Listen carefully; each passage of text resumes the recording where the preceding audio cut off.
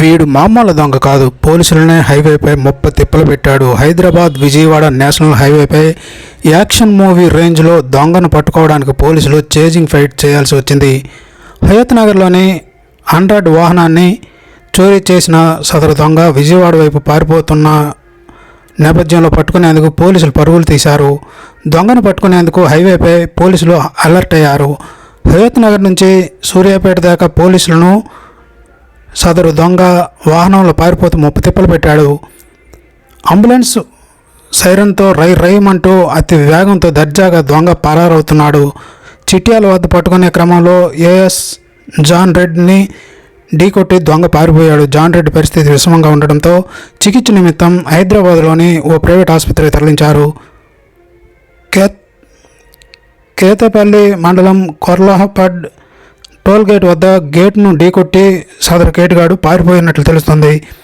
సూర్యాపేట మండలం టేకుపట్ట వద్ద రోడ్డుకు అడ్డంగా లారీలు పెట్టి దొంగను ఎట్టకాలకు పోలీసులు పట్టుకున్నట్లు సమాచారం.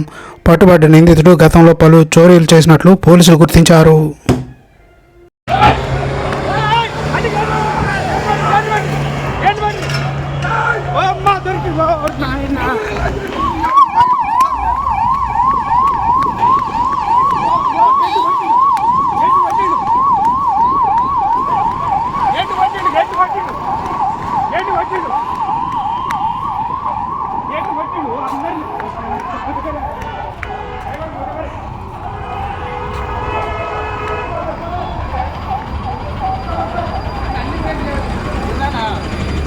అంబులెన్స్ చోరీ